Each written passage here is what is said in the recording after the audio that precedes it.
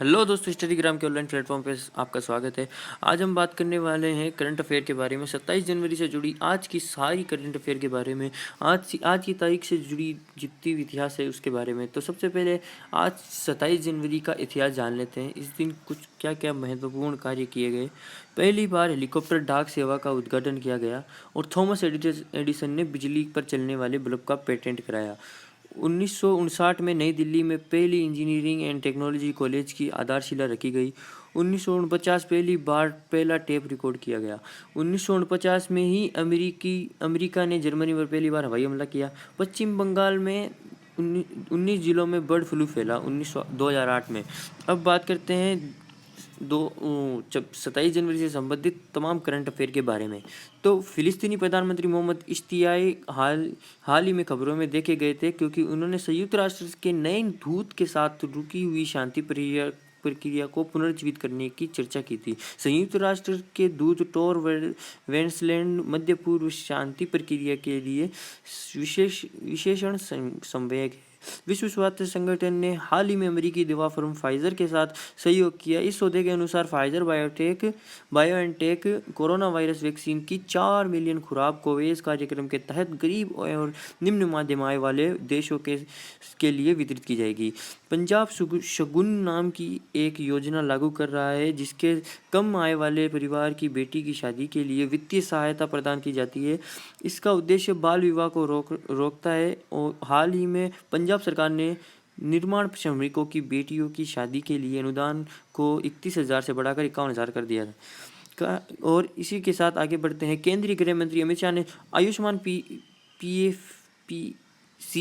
CPF योजना की जिससे केंद्रीय सशस्त्र पुलिस बलों सीपीएफ के लगभग 10 लाख कर्मियों और उनके सदस्यों को लाभ होगा। यह योजना गृह मंत्रालय के साथ राष्ट्रीय स्वास्थ्य प्राधिकरण की ओर के एक संयुक्त पहल है।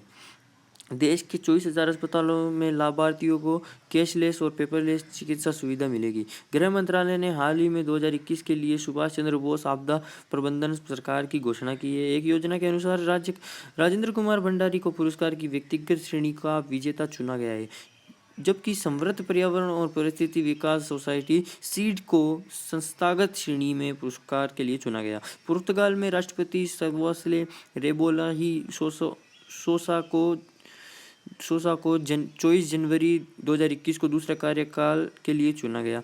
दोबोस में वर्ल्ड इकोनॉमी फोरम के उद्घाटन के लिए जारी ऑक्सफैम इनइक्वालिटी वायरस रिपोर्ट के लिए लॉकडाउन के दौरान भारतीय अरबपतियों की संपत्ति में 35% की वृद्धि हुई। एस्टोनिया की सबसे बड़ी राजनीतिक पार्टियों ने एक नई सरकार बनाने के लिए एक समझौते पर हस्ताक्षर किए। नई सरकार का नेतृत्व काजाक्लेश करेगी। केंद्रीय वित्त और कॉर्पोरेट मामले के मंत्री निर्मला सीतारमण ने 25 जनवरी 2021 को वर्चुअल मोड के माध्यम से national company law aphid tribute NCLAT की चेन्नई बेंच का उद्घाटन किया।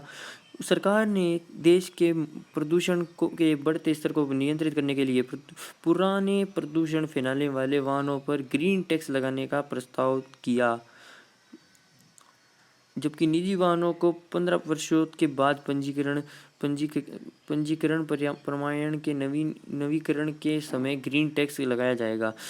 अब बात करते हैं भारत में विदेशी प्रत्यक्ष निवेश 2020 में 19% बढ़ा, जबकि कोविड-19 महामारी के कारण यूके, अमेरिका और रूसी जैसी प्रमुख अर्थव्यवस्था में निवेश में गिरावट आई। हिमाचल में 25 जनवरी 2021 को अपना 50वां राजस्व दिवस मनाया गया। उपराष्ट्रपति एम वेंकैया नायडू ने 25 जनवरी को हैदराबाद में DRDO के APJ Abdul Kalam missile complex में integrated weapon system design centre का उद्घाटन किया।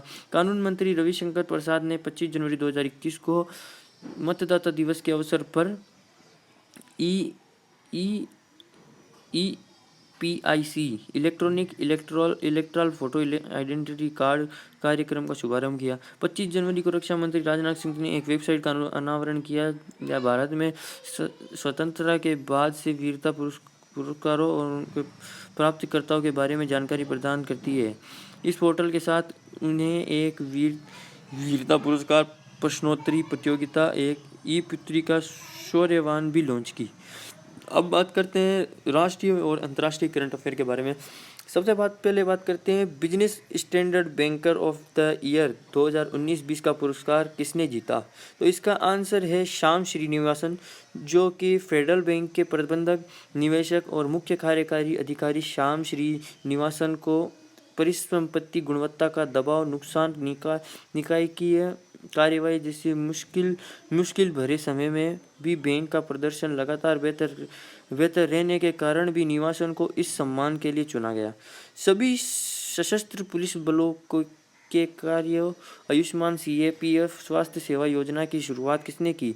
इसका आंसर है बी अमित शाह। केंद्रीय मंत्री अमित शाह ने आयुष्मान CAPF स्वास्थ्य सेवा योजना की शुरुआत की, जिसके तहत देश के सभी सशस्त्र पुलिस बलों के कर्मियों को केंद्रीय स्वास्थ्य बीमा कार्यक्रम के लाभ मिलेंगे। हाल ही में किसे CDS विपिन रावत द्वारा सिल्वर सॉल्वर अवार्ड से सम्मानित किया गया। इसका आंसर है पृथ्वीराज सिंह। पृथ्वीराज सिंह ने पूर्व सैनिक दिवस के मौके पर कर्नल पृथ्वीराज सिंह को चीफ और defence staff general Vipin Rawat की ओर से सिल्वर सॉल्वर अवार्ड प्रदान किया गया। कर्नल पृथ्वीराज सिंह ने हाल ही में अपना 100वां जन्मदिन बनाया। एकमात्र ऐसे व्यक्ति है जिन्होंने भारतीय रक्षा बलों के तीनों विंगों से सेवा की है। बाल मजदूरी को समाप्त करने के अंतर्राष्ट्रीय वर्ष में फेयर शेयर फॉर चिल्ड्रन अभियान को किसने शुरू किया। इसका आंसर है कैलाश सत्यार्थी। नोबल शांति से सम्मानित बाल अधिकार कार्यकर्ता कैलाश सत्यार्थी ने वैश्विक नेताओं और अंतर्राष्ट्रीय हस्तियों के साथ मिलकर बाल मजदूरी को समाप्त करने के लिए अंतर्राष्ट्रीय वर्ष के फेयर शेयर फॉर चिल्ड्रन नामक अभियान की शुरुआत की। ओटन कैपिटल पासपोर्ट इंडेक्स 2000 में भारत की रैंक क्या है। भारत की रैंक 61 थी। ओटन कैपिटल इंडेक्स 2021 में भारत की 61वें स्थान पर रखा गया। भारत अपने पासपोर्ट की ताकत के मामले में 61वें पायदान पर भूटान और बेनिन, गेबन, एल्जियम, फिलीपींस जैसों देशों के साथ है। इंडियन पासपोर्ट पर 18 देशों में बिना वीज़ा जाया जा सकता है, जबकि 31 देशों में पहुंचने पर वीज़ा मिल जाता है। तो दोस्तों आज के इस लेक्चर में इतना ही। सॉरी अभी तो और है। हाल ही में किस भारतीय गणितज्ञ को गणित की प्रतिष्ठित माइकल एवं शीला हैंड पुरस्कार 2021 का विजेता चुना गया। तो इसका आंसर है निखिल श्रीवास्तव।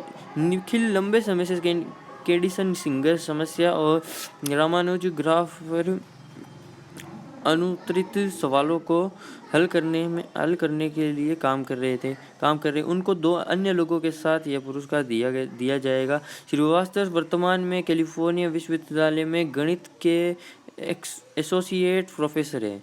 10वीं राष्ट्रीय आइस हॉकी प्रतियोगिता किसने जीती। इसका जवाब है ITBP।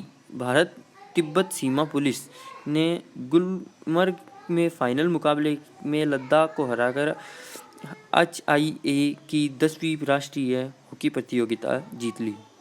हाल ही में किसके द्वारा राष्ट्रीय प्रशासन सहायता पोर्टल श्रम शक्ति लॉन्च किया गया। तो इसका आंसर है D अनुर्जन मुंडा। Shram Shakti portal data gap को संबंधित करेगा और उन प्रवासियों श्रमिकों को सशक्त करेगा जो आमतौर पर रोजगार और आय सृजन की तलाश में पलायन करते हैं। श्री अर्जुन मुंडा जनजातीय मामलों में केंद्रीय मंत्री है। किस राज्य में तोशाली राष्ट्रीय शिल्प मेले का उद्घाटन किया गया है। इसका आंसर है ओडिशा। ओडिशा के मुख्यमंत्री नवीन पटनायक ने भुवनेश्वर में वार्षिक तोशाली राष्ट्रीय शिल्प मेला का उद्घाटन वर्चुअल रूप से किया। तोशाली शिल्प मेला मूवी भारत में सबसे लोकप्रिय हथकरघा और हस्तशिल्प मेलों में से एक है। केंद्रीय स्वास्थ्य और पर्यावरण कल्याण मंत्री हर्षवर्धन ने तस्करी और फर्जी व्यापार के खिलाफ आंदोलन MASCRADE 2021 में कौन से संस्करण का उद्घाटन किया? इसका आंसर है 7वें। केंद्रीय मंत्री पर्यावरण कल्याण मंत्री हर्षवर्धन ने तस्करी और फर्जी व्यापार के खिलाफ 7वें संस्करण का उद्घाटन किया। इस दो दिवसीय कार्यक्रम का आयोजन फिक्की कैस्केड द्वारा किया गया था ताकि अवैध व्यापार, विशेष रूप से कोरोना काल के बाद, मुकाबला किया जा सके। तो दोस्तों, आज की इस करंट अफेयर की सीरीज का हम अंत करते हैं। आज के लिए 27 जनवरी का जो भी करंट अफेयर था हमने आपसे डिस्कस कर लिया। अगर आप हमारे चैनल पे नए हैं तो हमारे चैनल को सब्सक्राइब कर सकते हैं और डेली करंट अफेयर के लिए हमारे चैनल को ज़रूर सब्सक्राइब करें दोस्तों। चलिए, अब मिलते हैं अगली वीडियो में।